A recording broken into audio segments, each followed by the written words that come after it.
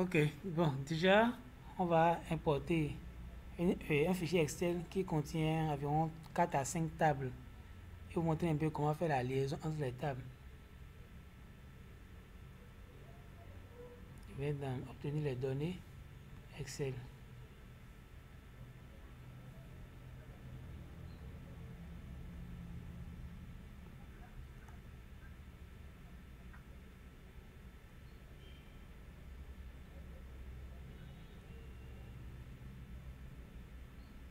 Je pense que c'est nos données ici.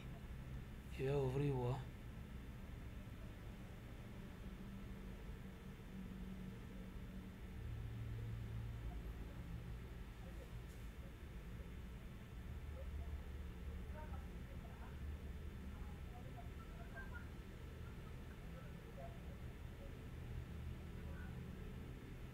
Attends un peu.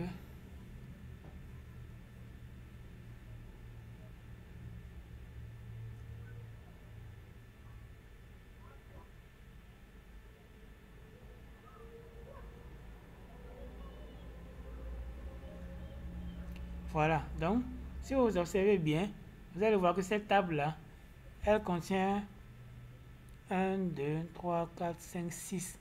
Elle contient 6 feuilles. Donc je coche tout. Je vais cocher ça. Je prends toutes les tables. 2019, client. Bon, je vais enlever activité 2019. Avec client, fournisseur, produit, transaction 2018, transaction 2019. Sur le 2019, ça contient encore les transactions de 2019. Donc je préfère exclure de 2019. Maintenant, charger, transformer. Et comme je l'ai dit, il est toujours préférable d'aller voir d'abord la nature des données. Donc on va dans transformer.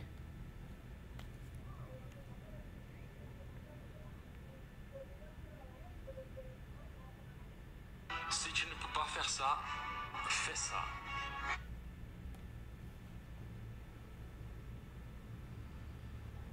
Maintenant, une fois dans transformer les données, on va voir un peu si nos données sont à 100% valides. La première table, table client. Et c'est ce que vous devez faire à chaque importation de données. Vous vérifiez si tout est valide. On va voir 99% valide, erreur 0, vide 1. Ouais, vide 1, vide. Donc il y a une ligne vide. Nous allons voir la ligne vide est où.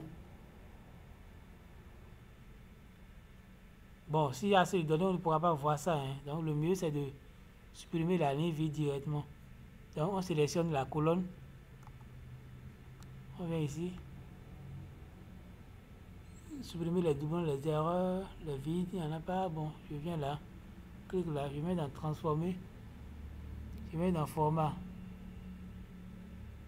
Dans format, j'ai nettoyé, ajouter un préfixe, non, extrait. Et dans format, je fais nettoyer. Pour voir si nettoyer va me supprimer la ligne vide. Bon, ça ne va pas supprimer. Ce que je fais, je vais dans ID ici. J'essaie de voir. Vous voyez, il y a tout est là, mais il y a null qui est ici. Ça veut dire que c'est ça qui est la ligne vide. Donc je fais comme ça, je sélectionne tout et je l'enlève lui. Je fais OK. Donc à présent, je suis à 100% valide, erreur 0, vide 0. Quand je parcours comme ça, d'abord la table client, je vois que tout est bon. Tout est bon, même les types aussi. Ici c'est test, vous voyez, c'est du type test, c'est bon, c'est ID. Si tout est bon, je reviens dans... vous voyez ici, le pays. Le pays c'est de type test, oui c'est bon. Je vais dans table fournisseur. Je vois aussi que tout est valide, 100% valide. Mais là, l'ID est pris comme numérique. Je ramène ça à test. Je dis remplacer l'actuel. On a déjà vu ça, conserver ou bien remplacer. Je remplace. Je vais dans la table produit. Je vois que tout... Voilà, là il dit seul, puisque c'est les chiffres, mais On ne veut pas appliquer des calculs sur ça. Voilà. Donc,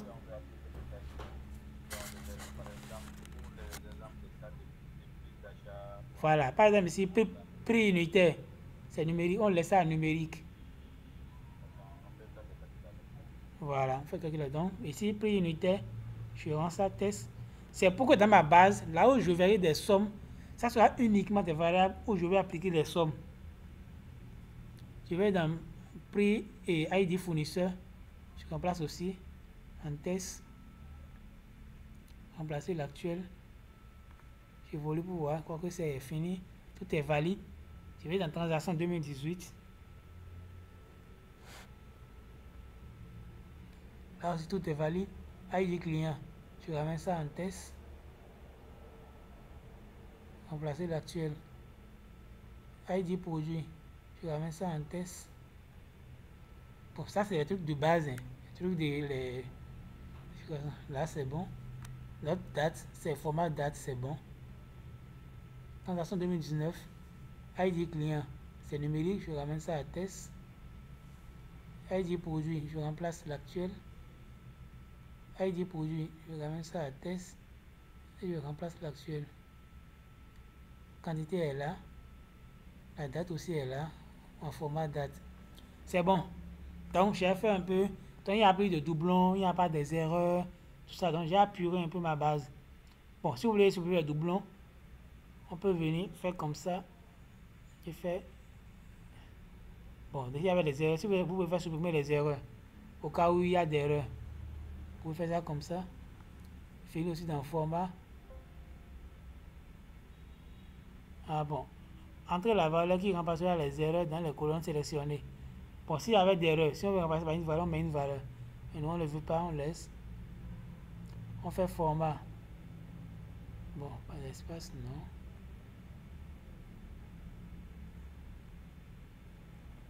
On met dans format. Suivez les espaces, nettoyer, extrait. Bon, là, il n'y a rien à faire, tout est bon. Je fais clic droit. Bon, je pense que c'est bon. Alors, si tout est bon comme ça, une fois que tout est bon, tout est apuré, et qu'on n'a plus rien à foutre ici, on peut maintenant venir dans Fichier, fermer et appliquer. Et ça nous envoie vers Power Query même avec les bases, avec les différentes tables.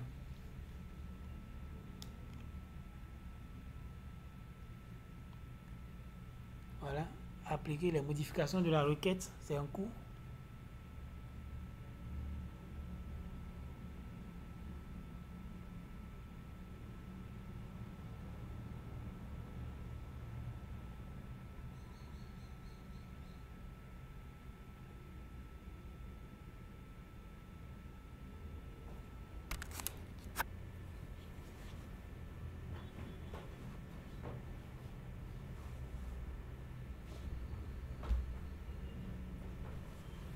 Voilà. Donc, une fois ceci effectué, vous voyez ici dans l'onglet champ, nos tables sont là. Client, fournisseur, produit, transaction. Transaction 2019. Maintenant, je vais vous montrer quelque chose. Vous voyez.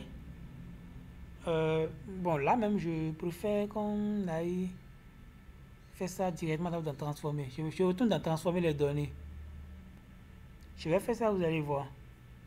Je vais vous montrer l'importance de faire la liaison entre les tables.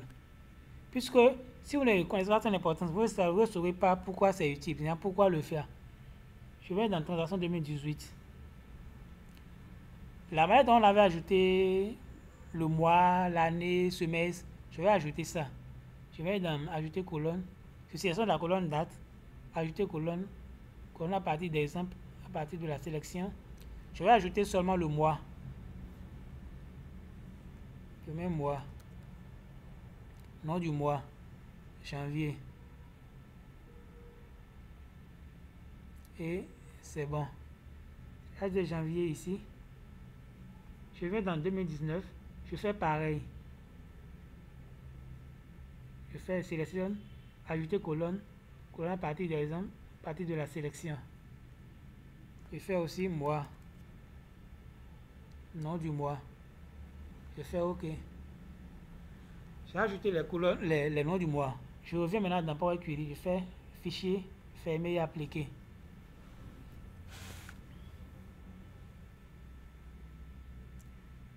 Les modifications sont en cours d'application. Donc c'est bon. Donc si je vais dans la table transaction, vous allez voir notre variable nom du mois qui s'est ajouté. Et seulement quantité est en somme. Pour dire c'est ça qui est la variable numérique. Prix unitaire aussi, quantité. Vous voyez. Mais quand je vais dans client, là on n'a pas de variable numérique. Quand je vais dans fournisseur, on n'a pas de variable numérique. Quand je vais dans produit, on a le prix unitaire. Voilà. Maintenant, supposez que nous voulons faire le produit de 2 colonnes. On vous demande de calculer le montant de vente d'un produit. Pour faire le calcul du montant de vente, on fait quoi? Prix fois quantité, n'est-ce pas? Alors, ici maintenant, le prix est dans la table produit. Le prix unitaire est ici. Et la quantité est dans... On a 2 quantités. Dans transaction. Comment faire le produit de deux variables qui sont dans 2 tables différentes? Là, c'est quasiment impossible. On ne pourra pas faire le produit des 2 trucs là ensemble comme ça. Vu que les tables ne sont pas liées, on ne pourra pas. Parce que si les tables ne sont pas liées, ça c'est la première des choses. Le second, c'est quoi? Si on veut visualiser par exemple la quantité vendue selon le mois, bon là ça peut aller parce que nom du mois et quantité sont dans la même table. Là, on peut faire un visuel suivant ces 2 variables là. Mais supposez un instant que voilà, le prix ici c'est ici maintenant. Supposons que nous calculons le montant des ventes. Et le montant des ventes est dans la table ici, dans la table fournisseur. Mais comment visualiser le montant des ventes selon le mois? Tandis que le montant des ventes est dans une autre table et le mois est dans une autre table. Donc, c'est que pour mettre en relation 2 variables dans 2 tables différentes, c'est compliqué. Donc, c'est de là maintenant que vient l'importance de lier les tables, faire la liaison entre les tables. Maintenant, si nous venons ici, comme je l'avais dit ici, c'est nos données.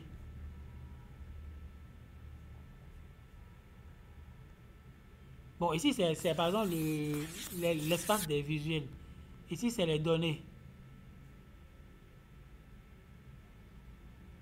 Donc, on a la table client qui est sélectionnée, c'est ça qui est là. On va la table fournisseur. On va la table fournisseur.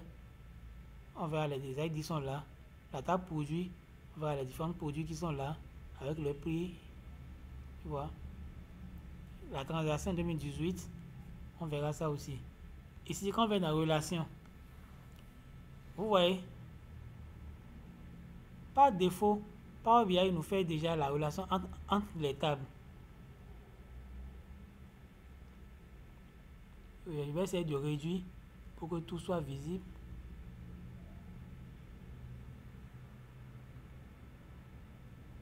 Voilà. Je ramène plus haut.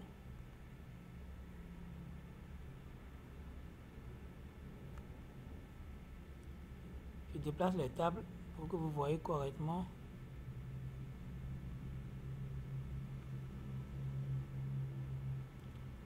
Ouais, donc on va s'assurer que toutes les tables sont présentes. Ça reste une table. Ouais, voilà, la table est ici. On le déplace ici. Voilà. Donc voilà, maintenant il n'y a plus d'ascenseur. C'est-à-dire que toutes les tables sont terminées. Voilà, on a les 5 tables qui sont présentes ici. Qui sont présentes là.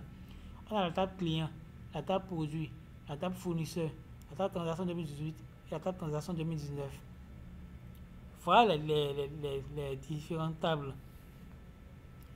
Par défaut, vous voyez, Power BI a détecté qu'il y a une liaison de 1 à plusieurs entre le produit et client.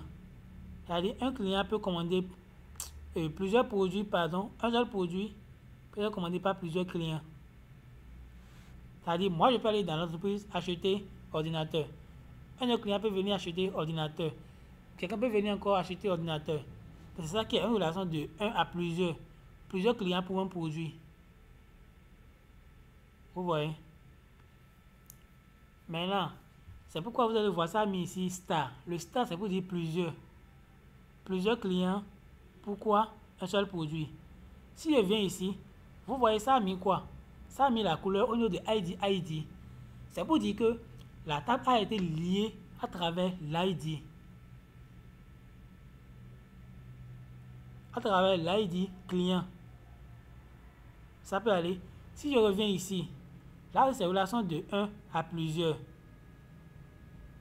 Donc un fournisseur pour plusieurs produits. C'est qu'on a le fournisseur. Les fournisseurs ne fournissent pas un seul produit. Le fournisseur, par exemple, si l'entreprise est dans la commercialisation par exemple, des appareils électroménagers, le fournisseur peut leur fournir beaucoup d'appareils. Donc, un fournisseur pour plusieurs appareils. Si je viens ici, ça me souligne encore l'ID, c'est-à-dire la clé primaire, je vais dire, ce qui a permis d'établir la liaison entre les deux tables. Mais ces deux tables sont isolées. Eux, ils ne sont pas liés. Maintenant, si je veux visualiser, par exemple, le prix unitaire en fonction du mois, ça n'a pas marché. Parce que les deux ne sont pas liés. Essayons de savoir. Venons ici dans notre visuel. Je vais par exemple visualiser. Pardon? Ah ok, oui, allez-y. Par rapport? Oui, allez-y.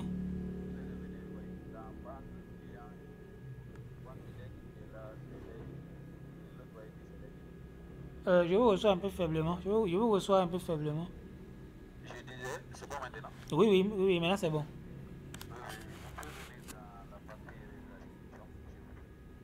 La partie ici?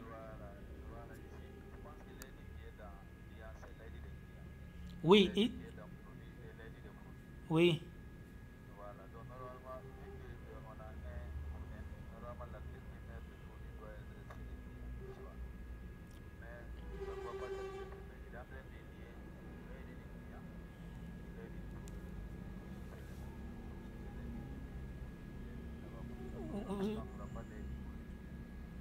Et vers la fin, vous avez baissé votre voix. Je n'ai pas bien saisi. Je dis, donc, il est en train de mentionner, Oui. normalement dans la relation, il est en train de considérer l'aide du client comme l'aide du produit dans la Oui. table du client. Oui. Alors que normalement, l'aide du client doit être là, qui est différent de l'aide du produit. Vu que c'est une relation 1-1. Oui, en fait, et vous voyez, l'aide du client est bien différente de l'aide du produit. Tout à fait. Oui, si je viens ici, je viens au niveau des données.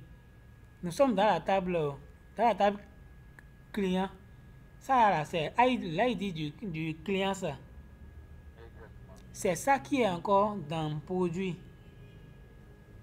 Ouais, ici, là, ça, c'est l'ID du client, ça.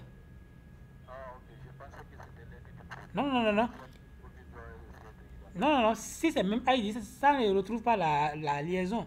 Quand il fait comme ça, l'ID du client qui est ici, c'est ça qui est encore ici. C'est parce qu'il a retrouvé, il est allé dans la table client, il a vu ID client. Il est dans la table produit, il a vu ID client, qu'il a établi la liaison. Donc les produits n'ont pas d'identifiant. Non. Ok, je vois. Maintenant, ici, vous allez voir, si je viens ici, vous voyez, ID fournisseur. Oui, tout à fait. Par exemple, maintenant, vous allez voir, si je veux appliquer une liaison, je prends par exemple la table qui est ici. On a ID client, ID produit. Là, il n'y a pas ID fournisseur ou bien. Ça veut dire que je ne peux pas lier. Ici, là, il n'y a pas ID fournisseur. Il n'y a pas d'identifiant. Voilà. Ça veut dire que je ne peux pas lier cette table-là à la table fournisseur. Ça dépend des relations aussi. Voilà. Donc ici, ID client est là. Ça veut dire que je peux lier ID client à la table ici. Vous voyez? Là aussi, je peux faire pareil. Maintenant, ce que je voulais vous montrer d'abord, je vais essayer de faire une visualisation. Je vais essayer de visualiser, comment dirais-je, bon, ça c'est de n'importe quoi, hein, le prix du produit suivant le mois. Je vais choisir une visualisation, je vais choisir ceci par exemple. Voilà, ça me demande maintenant l'axe et les valeurs. En axe, je vais mettre nom du mois. En axe, je mets nom du mois. Là, j'aurai les janvier, février, mars jusqu'à décembre. Maintenant, je mets prix unitaire en valeur.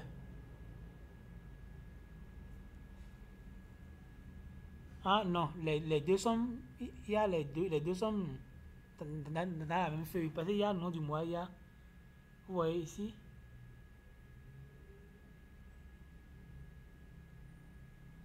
Je vais voir si ça a mis la liaison entre les deux. On a pris unitaire fournisseur. Nom du mois, ok, retournons voir.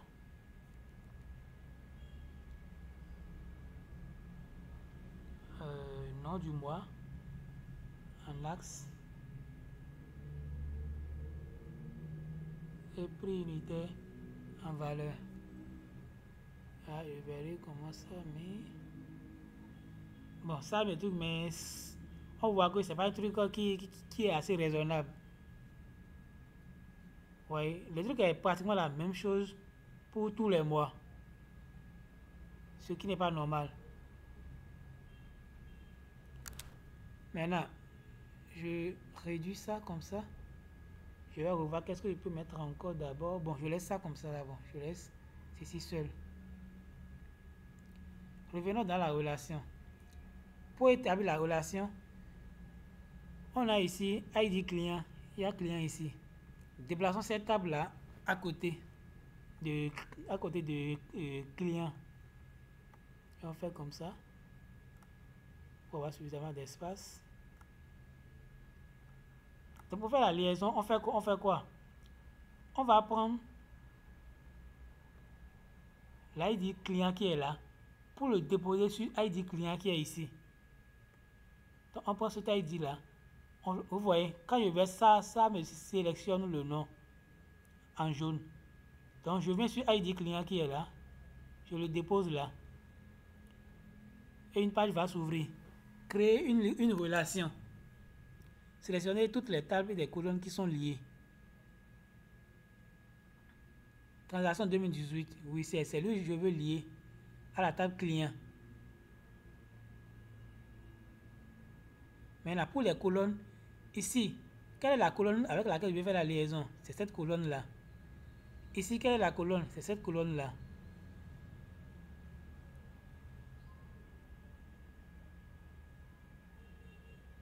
Cette relation a une cardinalité plusieurs à plusieurs.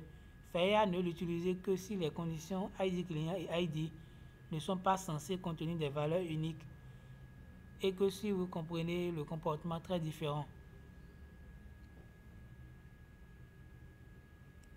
Transaction client. Un instant, je vais voir ce que ça me dit.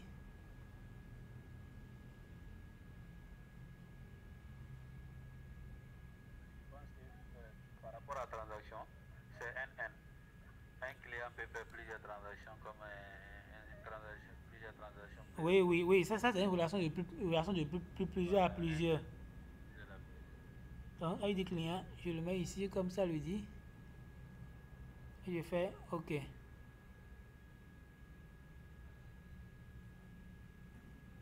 Voilà. Donc, la relation est appliquée. Plusieurs à plusieurs. Dès que je fais comme ça, vous voyez ce que ça me met.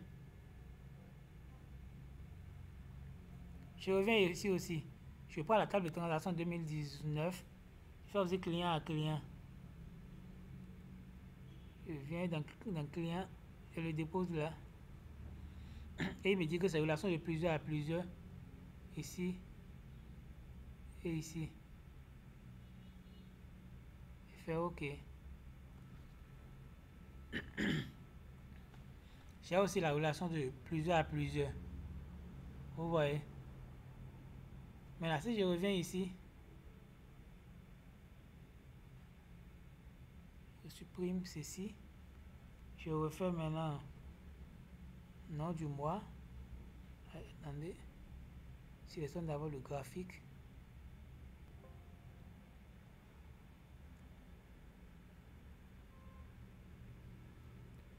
Nom du mois et prix unitaire. Pour l'AS, le prix unitaire ne me donne pas une information correcte. Je supprime ça.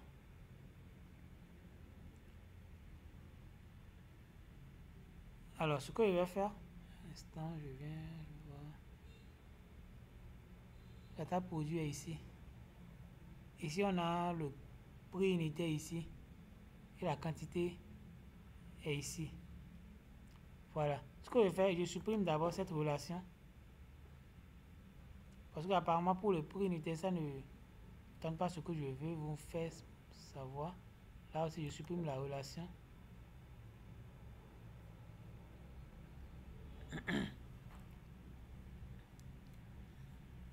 Je reviens dans Power BI. Je vais calculer une mesure. Et la mesure, c'est quoi? Je vais faire le prix fois la quantité pour avoir le montant des ventes. Mais les deux sont dans des tables différentes. Pour créer une mesure, on vient ici. Dans l'outil de table, vous avez une nouvelle mesure. Ou bien même dans l'accueil ici. Ou bien ici, on a ici. Dans l'accueil, il y a une nouvelle mesure ici. Ou encore, on vient quelque part là. On a une nouvelle mesure rapide.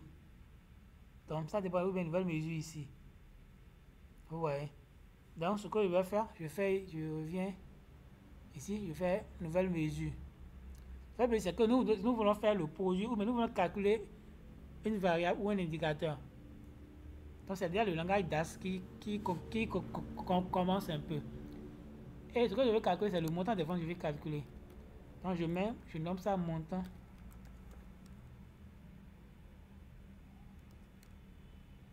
Je mets base de 8, vente égale. Je vais faire quoi? Je vais faire le produit du prix unitaire et de la quantité. Vous voyez? Donc, pour faire le produit de deux éléments, on utilise la fonction SUMINX. Je vais vous envoyer, rappelez-moi, je vais vous envoyer toutes les fonctions du langage DAS qui sont utilisables, que vous pouvez appliquer après. Puisque pour la formation, nous ne pouvons pas tout aborder, il y en a assez. Donc, les plus utilisées, ce sont ces fonctions que nous allons aborder. Pour le reste, compte tenu de votre besoin, je vais partager avec vous.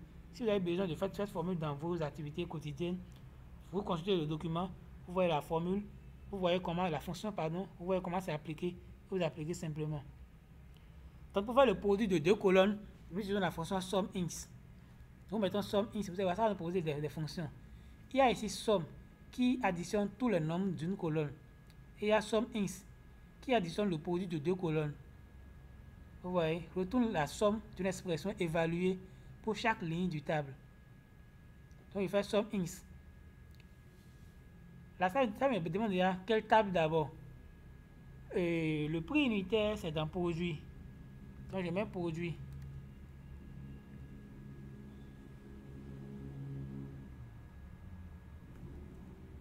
Pardon.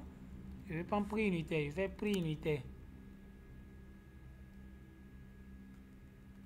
Pardon. La table produit. Oui, je fais virgule. Vous voyez, la table c'est produit. L'expression. Je vais prendre vous voyez maintenant, prix unitaire.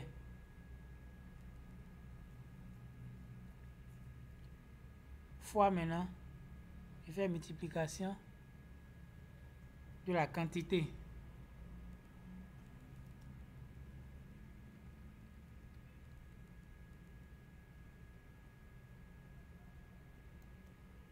La quantité, c'est dans la table de transaction.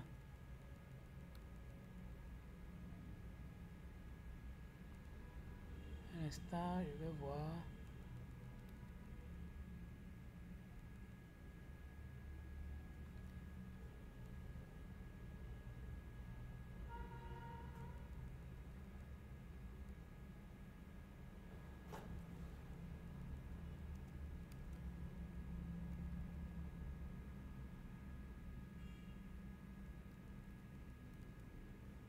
Ça ne soit pas la table de transaction, ce que je ne comprends pas.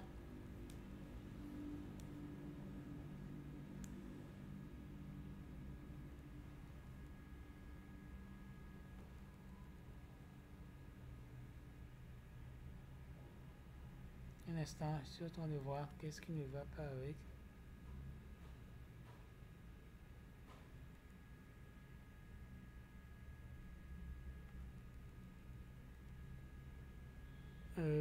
Retourne la somme de l'expression.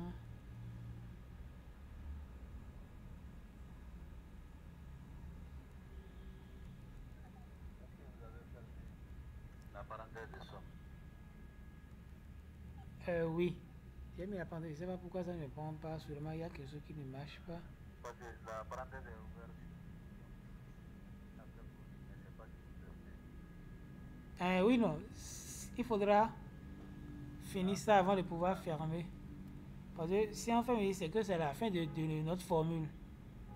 Tout à fait. Ça, c'est Ouais. la fin de somme, quoi.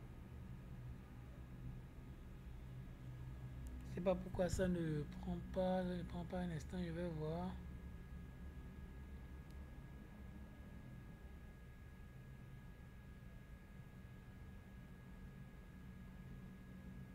Attends, bien, je viens. Seulement, comme la liaison n'est pas encore effectuée, je viens. Je supprime d'abord la formule, ça veut dire que c'est correct. Je supprime d'abord la formule.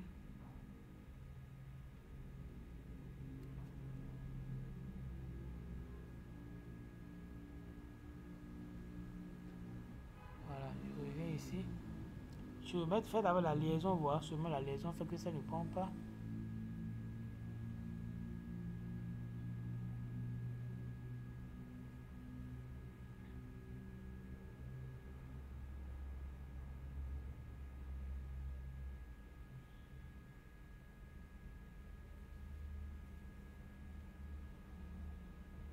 Ok, je reviens ici. Ouais, Sum Inks.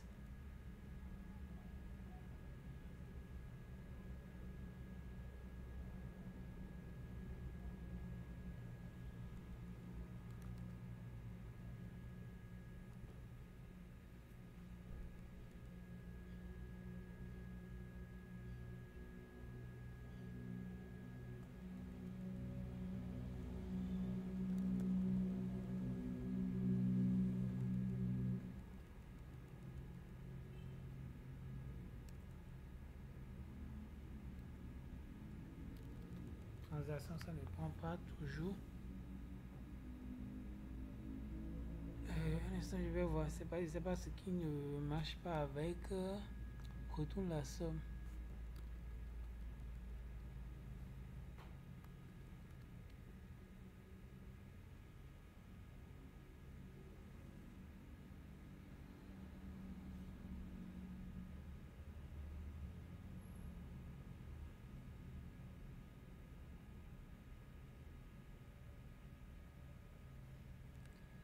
Instant, je vais voir produit, prix unité fois produit.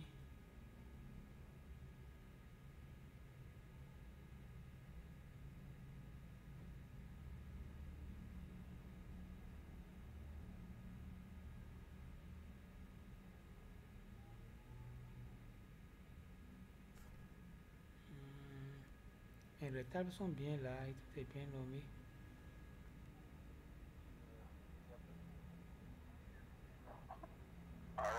Oui, allô? Dans la table, quand nous allons voir la relation là, Oui. je pense qu'on doit lier la table produit à la transaction. Je pense que c'est de là où on a besoin de lier la transaction aussi, hein. Donc les deux peuvent se faire, on peut les lier aussi, parce qu'il y a une clé primaire, il y a une clé primaire de produit qui se trouve dans la transaction. Est-ce que c'est pas mieux qu'on les lie aussi? Ok, lier la table. Un instant, je vais voir. Voilà, vous voyez, quand vous voyez transaction, vous voyez, il y a une clé primaire de produit qui se trouve dedans. Il y a ID produit ici. Mais avant, ce qui étonne, c'est que l'ID produit n'est pas présent dans la table produit. C'est ce que j'étais en train de dire la dernière fois. C'est pourquoi j'ai dit que Berbia s'est trompé en liant. Vous voyez la relation qui est là, c'est une relation fictive Voilà. qui est créée là. Parce que c'est pas réel, c'est pas son ID qui est là. Donc ça crée une relation fictive avec des pointillés. Maintenant, je pense qu'on peut le détacher des clients pour faire notre test. Les clients, on détache les clients un peu pour que je passe le client. Parce que l'ID qu'il va trouver là-bas sera différent de chez les clients, c'est sûr. C'est des ID de produits. Et ça, soit, en fait, c'est l'ID client qui est là. Vous voyez, malgré ça, ça a mis les pointillés. C'est l'ID client qui est ici. Ok. Parce qu'il y a une liaison entre client et produit. Et les clients viennent acheter des produits. Il va y avoir une liaison D'accord. dans des ventes. À mon avis, ce qui manque, à mon avis, ce qui manque, c'est la clé même de l'ID qu'il y a dans la table. Dans la table produit. Oui. Ou encore soit créer un ID. Non, l'ID qui est là, je pense que c'est pour produit.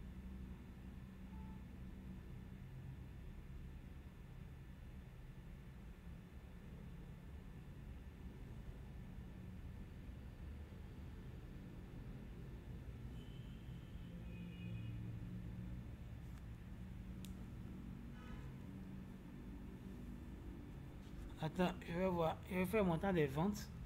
Je vais utiliser deux tables, la table produit et Sum Ins.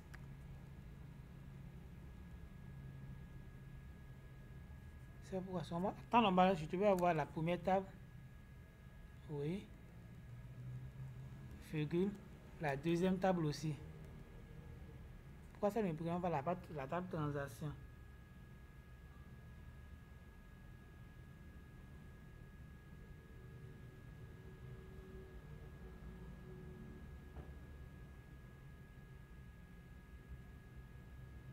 Bon, on va voir. Attends, je vais voir.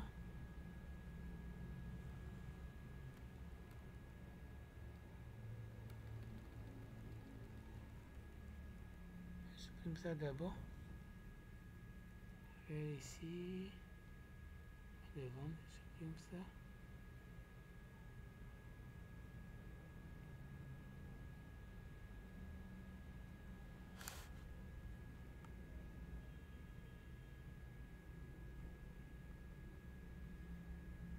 Je ne veux pas voir mes données, comment les données sont présentes. Non, Haïti, les fournisseurs. Le prix unitaire est là.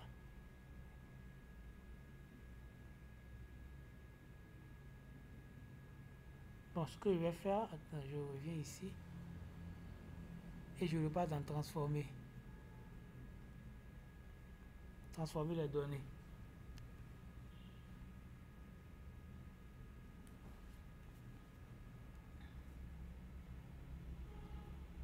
Parce que la table que j'avais chargée elle n'est plus présente. Je retélécharge la table.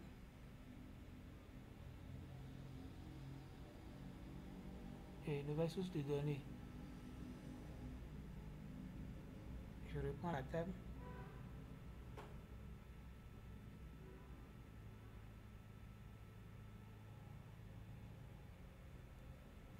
Donc c'est cette table là je vais ajouter.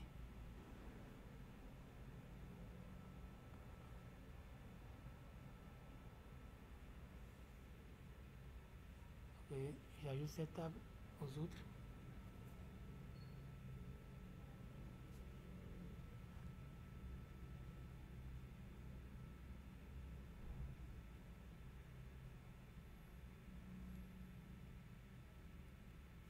Voilà, donc une fois ceci fait, je reviens dans fermer et appliquer.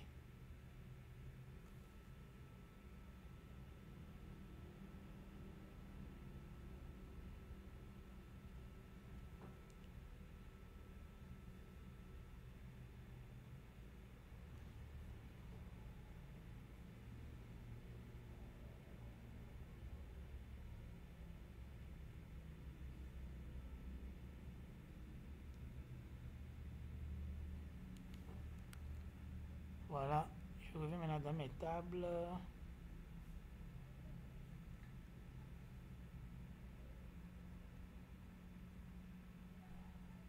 Donc je vois la grande table ici contient presque beaucoup d'éléments, oui. Voilà. Donc je viens dans les liaisons.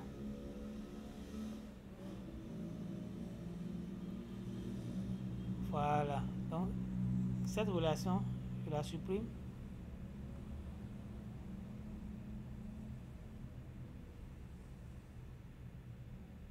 Ces relations qu'on avait créées, je les supprime.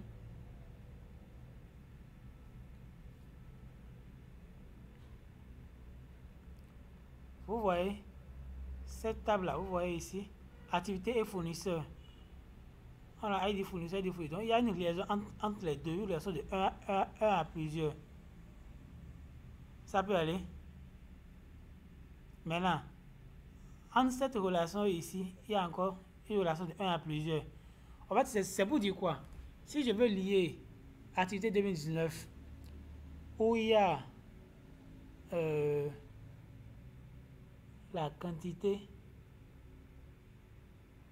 où j'ai peut-être la quantité ici. Il savait qu'il y a prix unitaire ici aussi. Mais si je veux lier ceci, activité 2019, à celui de produit, vu qu'il y a déjà une liaison directement entre fournisseur et produit, ça peut créer encore une ligne directe entre produit et activité 2019.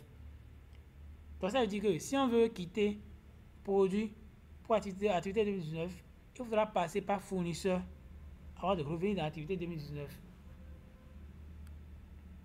Vous voyez, ouais, c'est la relation qu'il y a entre les deux tables, entre produit et activité 2019. C'est la table fournisseur qui est l'intermédiaire. Oui, la table fournisseur est l'intermédiaire entre ces deux tables-là. Revenons maintenant à notre formule et voyons ce que ça va donner. On fait l'activité 2019. On fait une nouvelle mesure.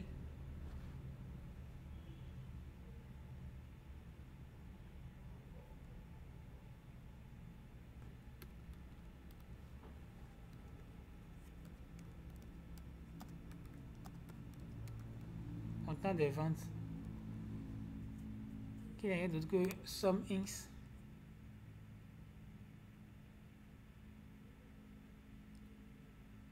Voilà, maintenant nous voulons choisir quelle table.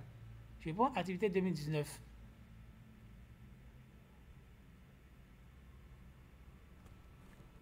Virgule, expression. Je vais faire le prix unitaire fois la quantité. Et ferme la parenthèse. Là, je vais valider pour voir si la formule a marché. S'il n'y a pas d'erreur, ça veut dire que c'est bon. La formule a pris. Donc ça me présente le montant des ventes ici.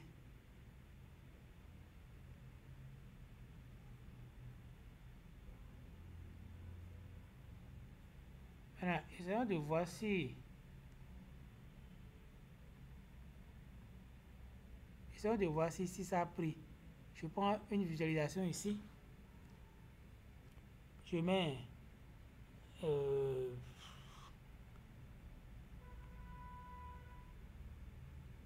transaction.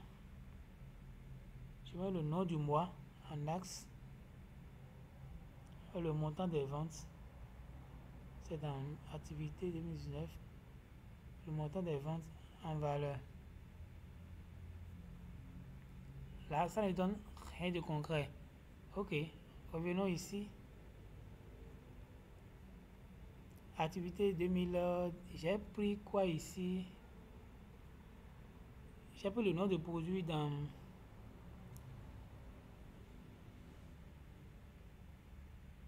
Aïe, j'ai pris quoi? Ah non, j'ai pris ID produit dedans. ID produit.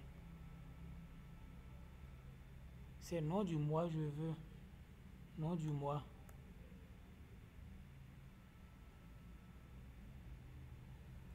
Pourquoi ça? En fait, ça met un truc de hiérarchie.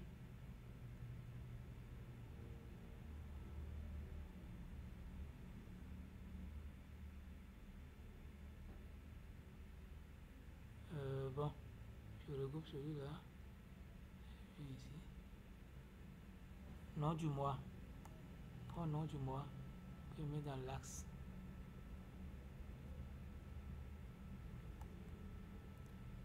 Le montant des ventes. Ah, je reviens ici. J'ai pris pour celui de 2018. Je vais voir. J'ai pris dans la table de 2019, pardon.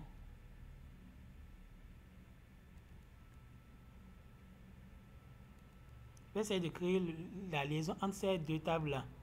J'ai ID client, ID client. Donc je prends ID client, je trouve dans ID client qui est ici. Pour que ça puisse me créer la liaison. ID client ici, ID client ici.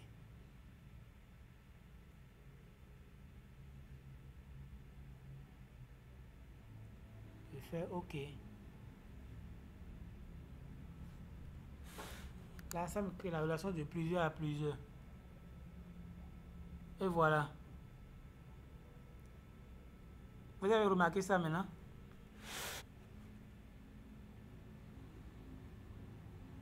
Hello? C'est très clair. Ok. Donc, vous avez vu, quand il n'y avait pas de liaison entre ces deux tables, du moment où j'ai pris la quantité qui est ici, avec le prix unitaire qui est ici, avec, bon, le nom du mois, pardon, le nom du mois qui est ici, avec le montant des ventes que j'ai calculé ici. Voyez, je veux faire la liaison entre ceci et ceci. Mais les deux tables n'étaient pas liées. Si je supprime la liaison, vous verrez comment notre visualisation va redevenir. Les deux tables ne sont pas liées. Donc ça ne pourra pas nous donner une information très claire. Vous voyez? C'est comme si ça donne la même information partout. C'est-à-dire que les deux tables ne sont pas liées. Mais si je reviens, je crée la liaison client-client. Je vais le faire comme ça. Client avec client. Et la liaison est créée. Ça me donne la vraie valeur maintenant. Je sélectionne client ici. Avec client ici. Je fais OK. Dès que je fais le OK, automatiquement ça impacte la visualisation. Et ça me donne les vraies informations. Vous voyez? Là, on peut maintenant repositionner comme on veut. Par ordre croissant ou par ordre décroissant. Voilà. Ouais. Voilà, ou bien un tri décroissant. Ou bien trier Donc, sur le montant des ventes. en conclusion, ce qui veut dire que le fait de respecter la bonne cardinalité est nécessaire pour que ça puisse marcher. Voilà, pour que ça puisse marcher. Ouais, ouais. Mais habituellement, pour ce que beaucoup font, beaucoup ont, les données sont souvent sur une seule table. Quand c'est sur une seule table, vous aurez une seule table au niveau ici. Ici, vous aurez une seule table, comme par exemple la table activité 2019, où il y aura toutes vos colonnes numériques, tout. Là, les liaisons ne sont pas importantes, puisque là, vous n'aurez pas de liaison à faire. Mais du moment où vos tables vont, même si c'est plusieurs tables, du moment où ce que vous voulez visualiser sont dans une seule table, vous n'avez pas besoin de faire de liaison. Mais quand ça va au-delà de deux tables, au-delà d'une table, c'est que vous voulez mettre en relation deux variables qui sont dans deux tables différentes. Vous devez venir voir si Power BI vous a appliqué la liaison automatique. Sinon, vous le faites vous-même. Habituellement, Power BI détecte ça et le fait de façon automatique. Voilà, mais si ce n'est pas fait, vous pouvez le faire comme je viens de faire avec activité 2019 et transaction 2019. Vous pouvez le faire manuellement et faire vos visualisations.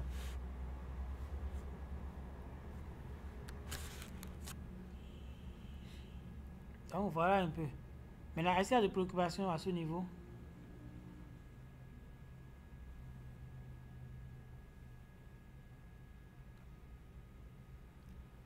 Est-ce que vous avez des préoccupations à ce niveau?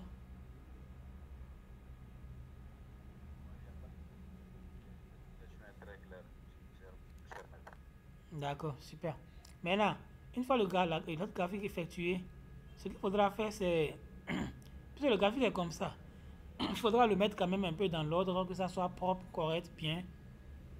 Pour le faire, on vient seulement ici, c'est l'onglet là qui le fait. Là, vous voyez ici, il y a As. Ça, c'est là où on met les colonnes, tout ça là. Axe, on a déjà mis l'axe. Légende. Bon, légende, on n'en a pas besoin ici. Valeur, on a mis. Infobulbe. Infobulbe, c'est quoi? Quand je viens ici, c'est ça là qui est l'infobulbe. Quand on vient ici, ce qu'on voit là, c'est ça qui est l'infobulbe. Nom du mois, on a le nom du mois et on a le montant des ventes. Je pourrais dire oui, je veux aussi la quantité. Je veux que ça me mette la quantité dans le texte qui est présent. Il suffit de venir ici et de prendre la quantité. Je prends la quantité qui est là et je le mets dans infobulbe. Si je viens maintenant, je fais comme ça. Vous voyez, j'ai le nom du mois. Donc en novembre, on a vendu 323 quantités et le montant de vente est de 16 498. Ouais. Dans mon graphique, j'ai seulement le montant des ventes et le nom du mois. Mais j'ai ajouté dans l'infobulbe, j'ai ajouté la quantité dans l'infobulbe. Vous voyez. Maintenant, l'infobulbe, je peux venir changer la quantité ici. Vous voyez, ça m'a mis ici la somme. Je peux mettre ici la quantité moyenne, la quantité minimale, la quantité maximum.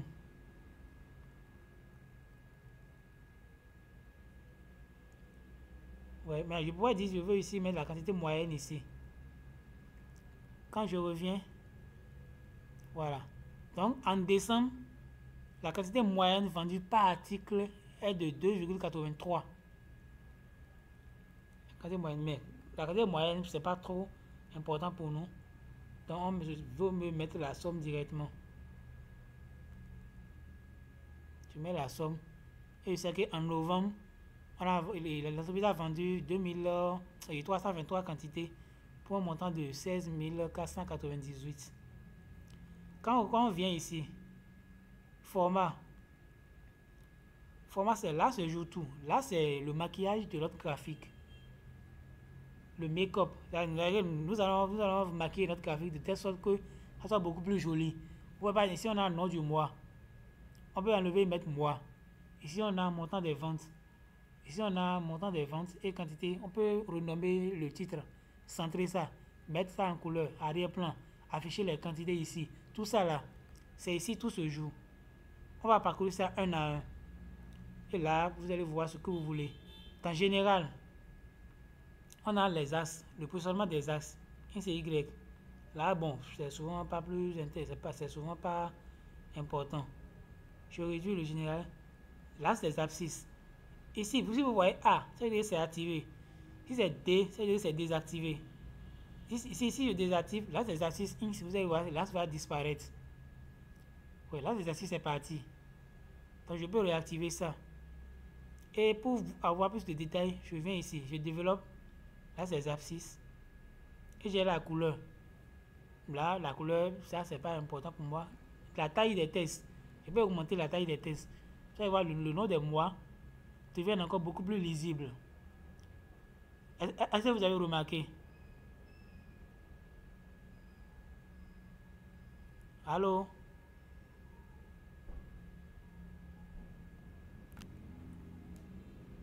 Allô, monsieur Soy, vous êtes là? Oui, je suis là. Je suis là, c'est très clair. Donc, vous avez remarqué que là, les abscisses, les tests sont augmentés. Oui, parce que vous avez augmenté la taille La de la taille. police. Voilà. La famille de police, je peux changer aussi la famille de police aussi. Ok. Je prends. Il y a Tout ça il y a dépend. des fois, même, on peut même faire des recommandations en vous disant de le mettre à telle taille de police aussi. Voilà. Donc, je fais tout ce que je veux. Taille maximale, voilà. Le titre. Tout est appliqué. La couleur, le contenu, tout est bon. Titre de l'axe. Donc, je peux mettre moi. Le nom du mois qui est là, j'enlève ça, je mets moi simplement. Et vous voyez, le nom du mois est parti, moi est revenu. Maintenant, la taille, j'augmente la taille du mois pour que ça soit beaucoup plus clair. Et là aussi, je peux changer ça en Cambria. Voilà, et j'ai fini avec l'axe des abscisses. Je viens sur l'axe des ordonnées. Je peux déjà réduire le champ. Tu vois, l'axe des ordonnées. Maintenant, là, les ordonnées, je vais ça à gauche ou bien à droite. Ça dépend de ce que vous voulez. Je vais mettre ça à droite. Et ça change de position, ça vient à droite. Ou je laisse ça à gauche. Maintenant, ça me demande la couleur. Pas important. Le test, j'augmente la taille, que ce soit visible. Maintenant, la famille, je peux laisser ça. Mode d'affichage automatique. Vous voyez, on a 0K, 5K, 10K. Je peux dire, je ne veux pas d'unité d'affichage. Je ne mets aucun. Et ça me met 5000, 10 000, 15 000, ainsi de suite. Quand vous avez des données qui vont jusqu'à millions, milliards, que vous pouvez choisir des unités ici. Milliers, millions, milliards, trillions. Donc moi je ne mets aucun. Et voilà, ça me met les vraies informations. Le titre aussi, je peux, c'est là la vente des montants des ventes. Là c'est bon. Je peux laisser ça comme ça. Et je monte la taille un peu pour que ce soit visible. Voilà. Là, la couleur, c'est bon. Le style des lignes, je pense que c'est bon comme ça. Là, j'ai fini avec là, c'est des ordonnées. C'est que je parcours ça un à un pour que prochainement vous puissiez faire ça correctement. Curseur, bon, ça là, c'est pas important. Couleur des données. Étiquette de données. Vous voyez, les étiquettes ne sont pas affichées ici. Si c'est désactivé, si j'active maintenant, je vois ça m'affiche les quantités. Vous voyez. Maintenant, ce qui est recommandé, pour que votre visuel soit bien propre, soit vous mettez les étiquettes comme c'est affiché là, et vous enlevez là ces ordonnées. Parce que si ceci est là, là ces ordonnées n'est plus utile. Vous voyez. Donc je vais désactiver là ces ordonnées. Je désactive là ces ordonnées. Simplement. Et je laisse maintenant les quantités.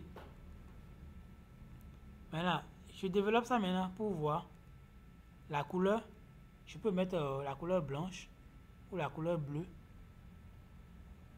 Ouais, la couleur bleue. Mais moi, je préfère beaucoup plus la couleur blanche. Mais quand c'est la couleur blanche, ça devient visible. Parce que l'arrière-plan est blanc. Donc, je vais déplacer ça. Quand on vient ici, position. Je mets bord intérieur. Je choisis bord intérieur. Vous voyez là, ça m'a amené les quantités. Là, maintenant, c'est visible. Et j'essaie d'augmenter la taille. Voilà. Là, c'est beaucoup plus visible. Si je veux encore, je change encore. Et si je mets ça en Arial Black. Et là, c'est beaucoup plus visible, c'est beaucoup plus lisible. Tout ça là, c'est pour bien maquiller votre visuel. Que ça soit bien joli. Orientation. Je vais faire vertical, horizontal, comme je veux. Vertical. Je prends vertical par exemple, vous voyez. Tout ça dépend de vous, votre préférence. Je mets horizontal. Ou je peux choisir ici, intérieur, centre. Là, ça vient à l'intérieur. Ça dépend de vous, de ce que vous voulez. Voilà. Donc, je finis avec l'étiquette. Je descends sur titre. C'est le titre du graphique même qui est activé.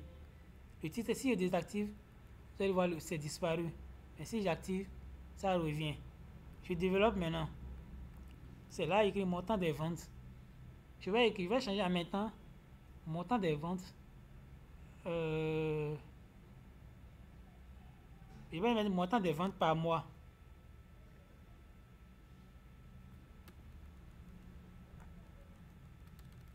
Je mets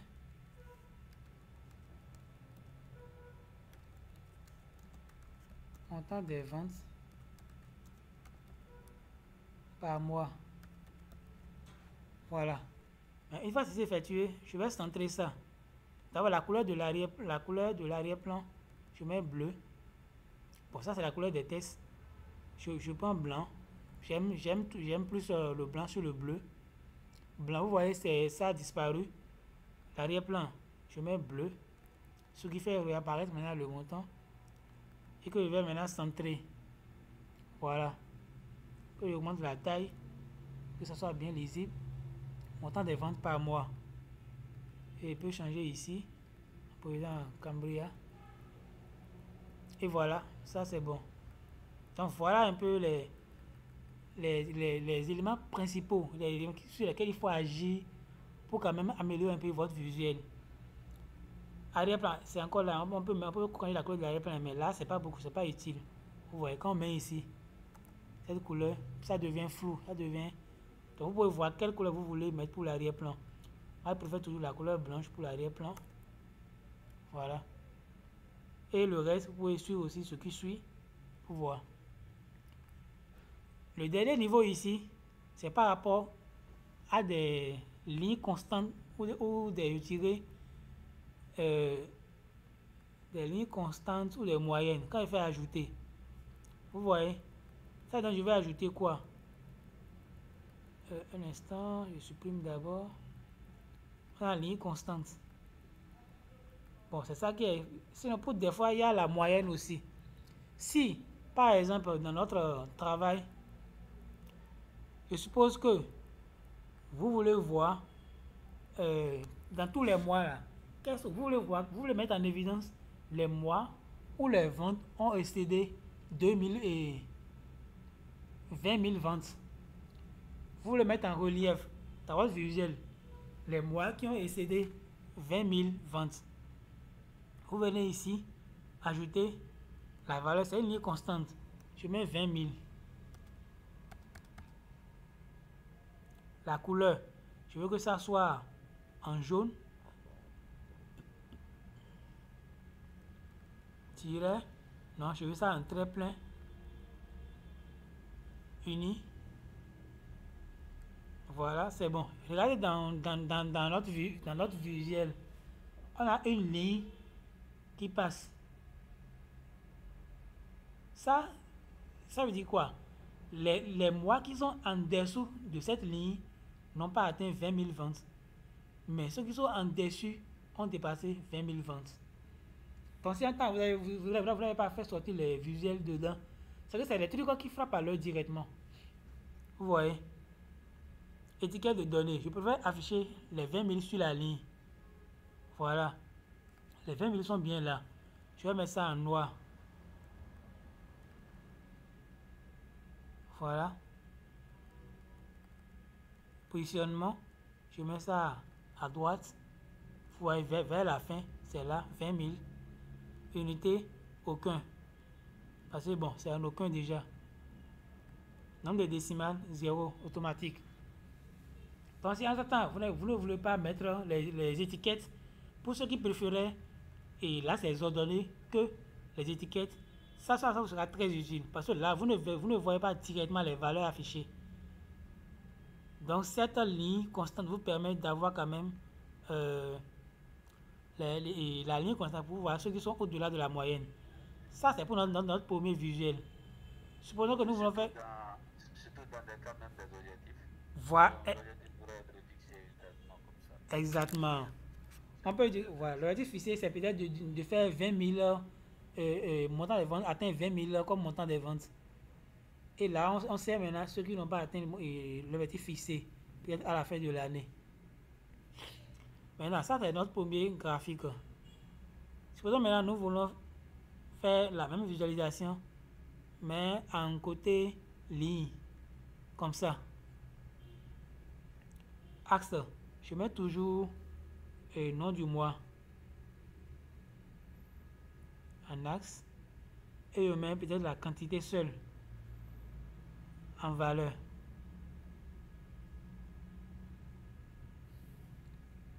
Il y a mon visuel qui est là, que je peux déplacer manuellement pour ramener à côté ici. Je peux réduire pour mettre ça au même niveau que l'autre.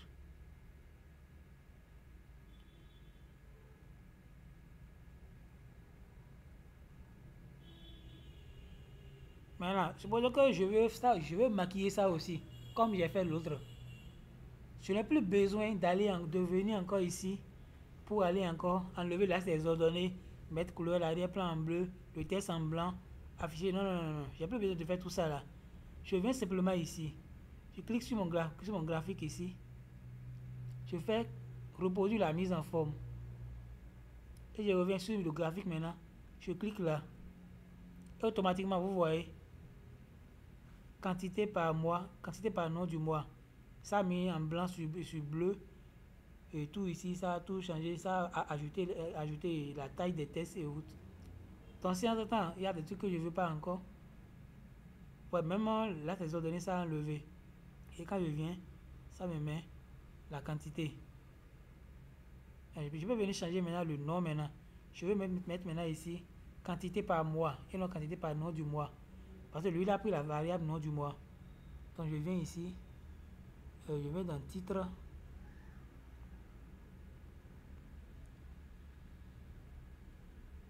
Titre haut, voilà, titre ici. Je mets ici quantité.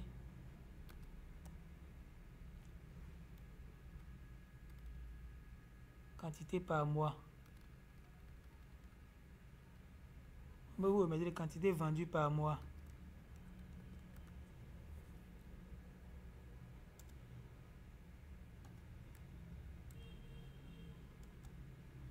Mais ou même je mets ça en caractère d'imprimerie comme j'ai fait pour l'autre.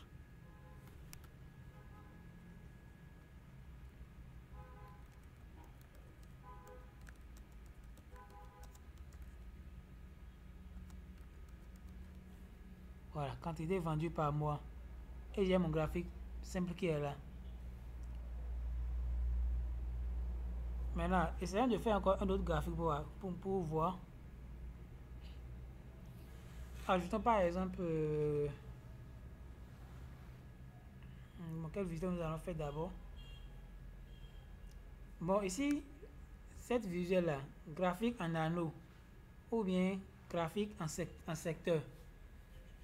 Pour ces graphiques, pour ces deux graphiques là, c'est bon de le faire si vos variables sont au plus 3 modalités.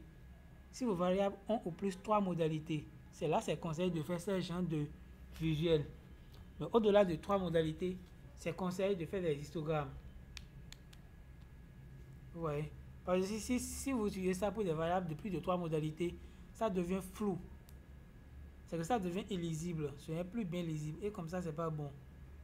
Donc le mieux, c'est que vos variables soient bien lisibles. Vous voyez? En statistique même, on conseille ça pour les cas de variables économiques. Voilà.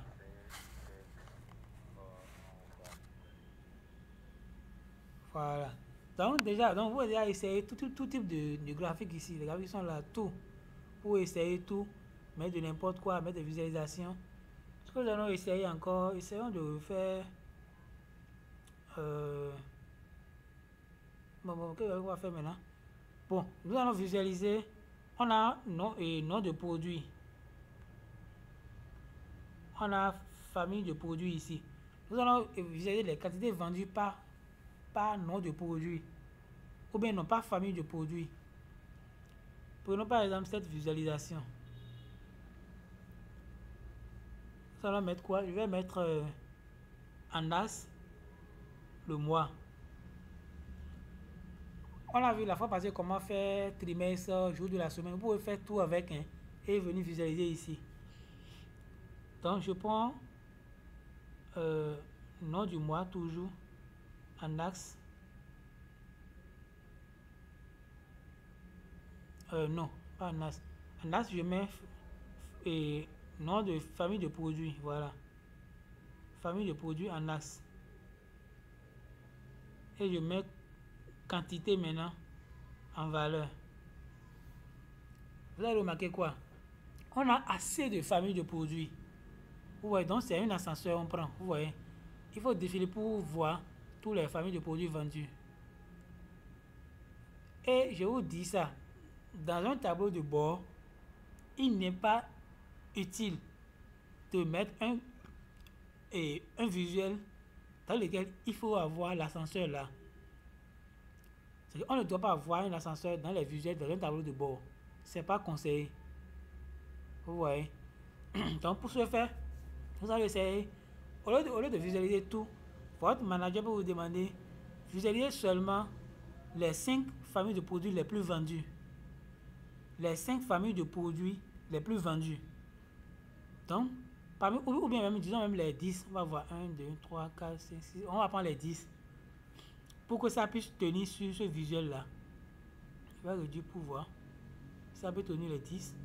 1, 2, 3, 4, 5, 6, 7, 8, 9, 10. Voilà, ça peut. Donc, on va prendre les 10 produits les plus vendus. Comment sélectionner ça? Parce que ici, maintenant, on a l'ascenseur qui regroupe tout. Donc, on veut seulement que ça nous présente les 10. Donc, vous avez vu le volet filtre ici. Vous sélectionnez votre graphique. On va dans volet filtre. On vient dans ici, famille de produits. Ici, famille de produits, vous prenez ça. Vous allez dans filtre et type de filtre. Filtre de base. On le va filtre de base. Si c'est filtre de base, il suffit de venir ici et de cocher seulement les familles de produits que vous voulez visualiser. Puis vous avez les familles ici avec les quantités. On a cette produit là, famille là qui est 8, ici qui est 5, ça là qui est 54, ici de suite. Donc on peut cocher les familles qu'on veut seulement visualiser. Mais là c'est manuel. Si on veut automatique, on vient ici, les N premiers. Donc nous voulons les familles de produits les plus vendus. Les N premiers, je viens là. Ça veut dire afficher les éléments du haut ou du bas. Du haut, ça veut dire quoi? Si je prends le haut et je mets ici par exemple 10, ça veut dire que je veux les 10 familles de produits les plus vendus. Si je prends bas, ça veut dire que je veux les 10 familles de produits les moins vendus. D'accord? Maintenant, ici, nous, on veut seulement les 10 produits les plus vendus à partir du haut. C'est comme si ça classe ça par ordre décroissant, du plus grand au plus petit, et ça coupe les 10 premiers. Ou bien quand on prend le bas, ça fait du plus petit au plus grand, et ça coupe les 10 premiers. Et nous, on veut les meilleurs, les 10 produits les plus vendus. On fait comme ça. Maintenant, par valeur, ajouter des champs. On veut maintenant par valeur. Par quelle valeur? Par quantité. Donc, on prend la valeur quantité qu'on vient ajouter par valeur. Ajouter ici. Donc, une fois ajouté, la quantité vient là et on fait appliquer le filtre. On applique. Et automatiquement, vous voyez, c'est réduit. Ça puis les 10 premiers. Vous voyez, il y a ascenseur là, mais ça ne bouge plus. On a les 10. 1, 2, 3, 4, 5, 6, 7, 8, 9, 10. Donc, si en temps on a assez d'espace, je vais réduire celui-là un peu. Parce que lui, c'est bon. Pour celui-là, maintenant, j'essaie de faire comme ça. Voilà. Vous voyez, l'ascenseur disparaît. On a pris l'ascenseur. On a les 10 produits les plus vendus. Les 10 familles de produits les plus vendus. Donc, si entre-temps, vos bases de données sont liées à votre serveur et que à chaque fois les ventes évoluent, vous allez voir, ces trucs-là seront en train de changer de position. Si par exemple, l'année qui a suivi, et par exemple, le produit qui est ici est plus vendu, ça va revenir automatiquement en haut et ceci revient en bas. Genre, le mouvement sera automatique. Vous voyez, le fixe sera automatique. Vous n'avez plus besoin de venir encore cocher encore les 10 premiers non, c'est un truc automatique. Donc ça, vous faites ça automatiquement. Donc voilà comment déterminer, utiliser l'onglet filtre pour déterminer les top produits les plus vendus. Est-ce que vous avez des préoccupations à ce niveau?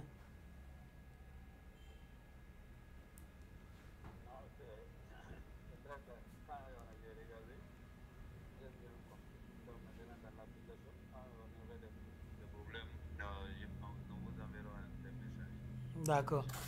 C'est très clair. D'accord. Et très intéressant aussi. D'accord. Donc, il y a un autre élément fondamental que je vais vous montrer qui est aussi intéressant, qui est important. Revenons ici. Ville. Dans ville, là, on a plusieurs. Ou est-ce que je vais utiliser ville? Ou je vais utiliser plutôt le pays. Voilà. Dans pays, on a plusieurs pays. On a plusieurs pays dans le monde entier. Ce que je vais faire, c'est quoi? Je vais créer une autre variable à partir de la variable pays. Bon, je vous explique ce que je vais faire. Supprenons que dans votre pays, vous avez, comment dirais-je, ils ont collecté les données par commune. C'est-à-dire que vous avez les ventes réalisées par commune.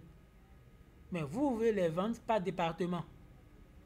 Mais la variable département n'est pas présente. Peut-être que lors de la collecte des données, ça a été omise. La variable a été omise. Et que vous voulez créer ça. Nous allons créer des groupes. Je fais comme ça. Je fais, voilà, nouveau groupe. En fait, Power BI est tellement, il y a tellement de choses dedans qu'on ne pourra pas tout aborder. Donc, c'est les plus utilisés, les plus que moi j'ai utilisé, que je vais vous montrer. Il y en a tellement. Donc, c'est à vous de suivre des... J'ai des vidéos en ligne là, donc je vous ai envoyé le lien du playlist. Il y a tout dedans. J'ai pratiquement tout abordé. Donc, le nom du groupe d'abord. Je vais le nommer marché. Vous pouvez mettre ça par exemple département.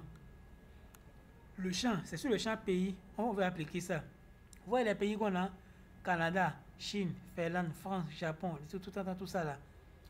Mais moi, je vais les regrouper.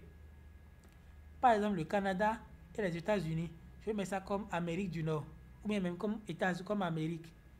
Je vais mettre ça comme le marché américain, pour savoir comment le marché américain a-t-il vendu. Donc, je fais comme ça, et États-Unis. Et je fais ici grouper. Automatiquement, ça vient de l'autre côté. Et j'ai Canada, États-Unis, que je vais nommer. Je fais le nom qu'elle est, je mets Amérique. Ça, c'est le marché américain. Je reviens. Je prends la Chine et le Japon, que je vais grouper et nommer. Je crois que c'est l'Asie, hein, oui. Asie. Le marché asiatique. Je prends la France. Bon, tous les restants, je les mélange ensemble. Je veux seulement 3 marchés. Sélectionne. Voilà. Je fais grouper. Et je mets maintenant Europe. Le marché européen. Donc, une fois que j'ai créé les 3 marchés, donc j'ai quitté ville pour marché. Donc, pour vous, maintenant, si vous avez les données au niveau commune, vous prenez les communes qui sont dans un seul département et vous nommez le département. De telle sorte que vous avez maintenant uniquement les départements. Sinon, je fais OK.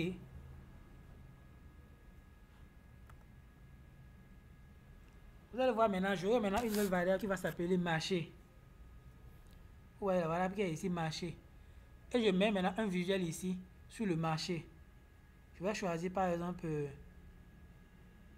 bon, je peux choisir, comme c'est 4, je peux choisir ceci par exemple, juste pour vous montrer ça. Et en légende, je mets le marché. Et en valeur, je mets la quantité.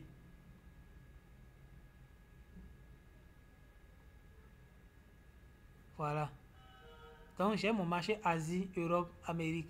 Donc, quand on regarde, on voit que c'est le marché asiatique qui a plus vendu. Vous voyez, 68%.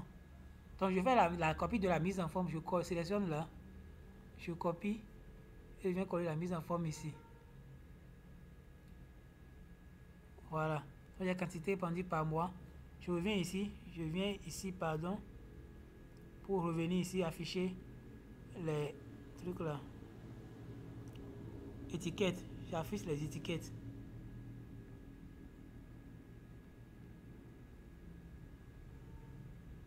Ah, c'est là, mais c'est en blanc. Ok, je vais changer la couleur. Je mets ça en bleu.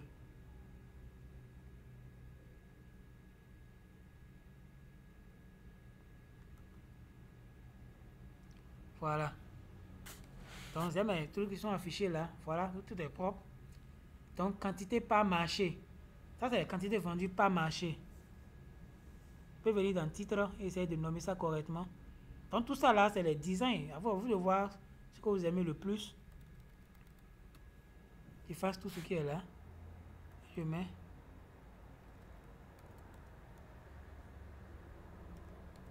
Quantité vendue par marché. Voilà. Donc, j'ai fait mon graphique.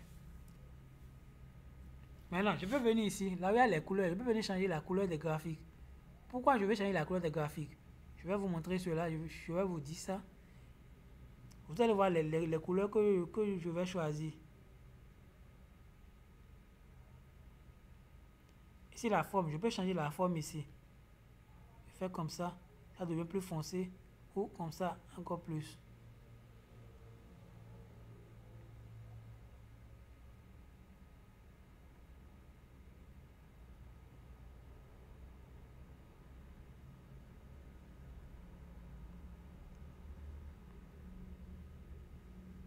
Voilà, couleur des données. Là, il y a rouge ici. Je peux prendre une couleur un peu comme ça. Là, c'est bon. Et là, il y a bleu trop foncé. Bon, je pense que ça peut aller. Maintenant, déjà, si tu peux me dire déjà pourquoi j'ai changé la couleur et j'ai mis une couleur comme les autres.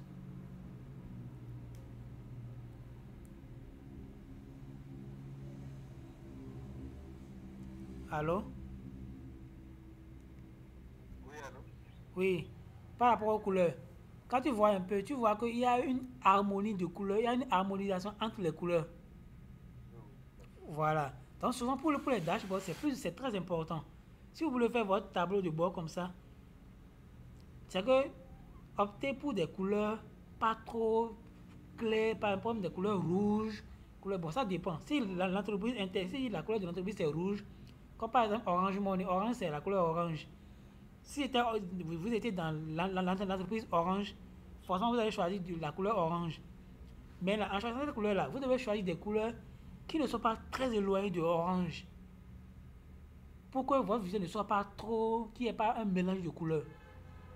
Il faut qu'il y ait une harmonisation entre les couleurs. C'est En pourquoi même je temps, dis, même, donc, le moins enfoncé, c'est poussé de la moins voiture et le plus enfoncé, c'est pour celui qui a. voilà. Donc c'est pourquoi j'ai choisi ces couleurs. Pourquoi j'aime trop la couleur blanche et la couleur bleue.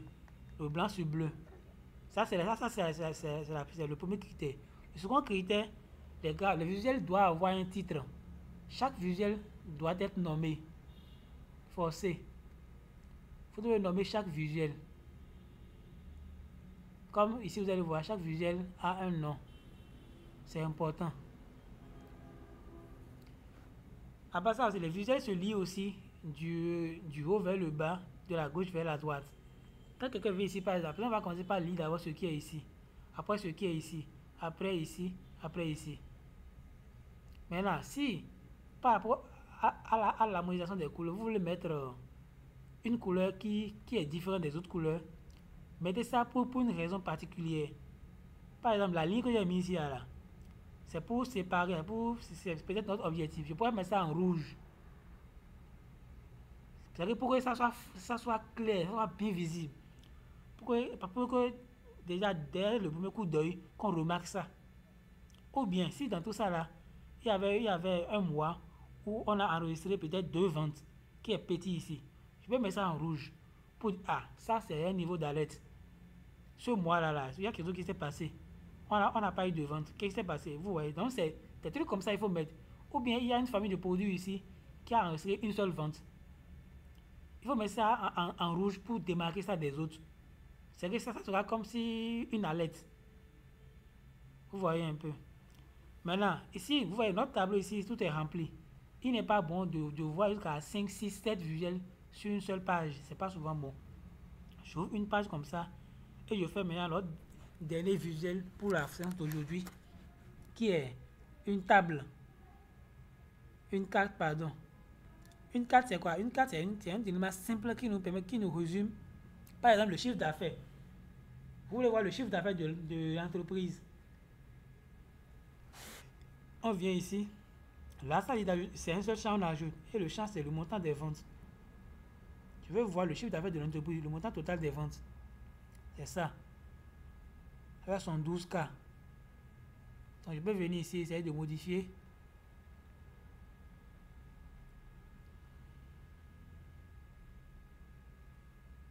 Voilà, je veux enlever le montant des ventes qui est en bas. Je vais enlever ça. Le titre, je vais lui mettre un titre.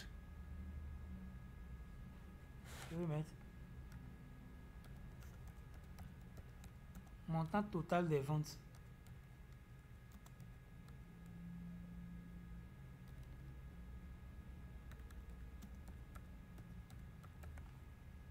Voilà.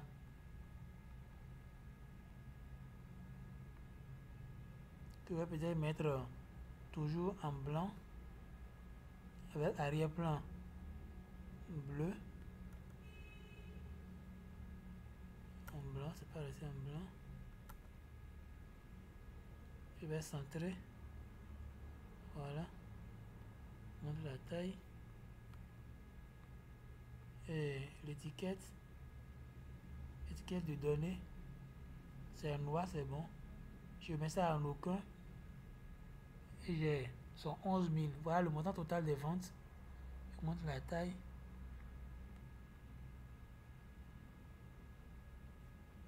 Voilà. Donc, vous aurez remarqué dans certains dashboards, on met des trucs comme ça.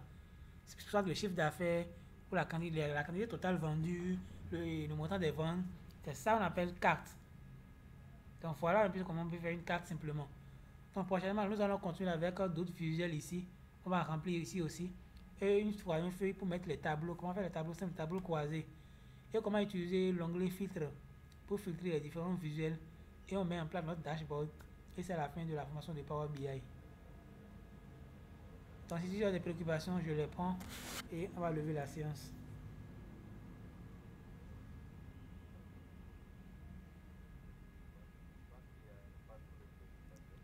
Je vous reçois faiblement. Oui, je dis qu'il n'y a pas pour le moment, il n'y a pas de préoccupation. Bon, dès que vous allez nous envoyer les données, ce que vous avez fait, nous allons essayer de les prendre. Sinon, c'est très bien.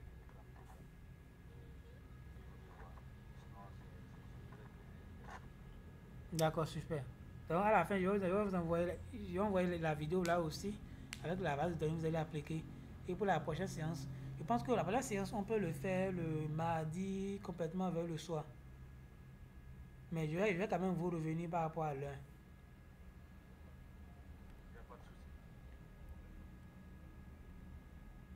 Merci vraiment pour aujourd'hui, c'était très clair. Ok, vraiment, merci aussi pour la présence. Donc, je pense que je vais envoyer la vidéo pour que ceux aussi puissent suivre correctement. Merci beaucoup, donc on se dit à la prochaine.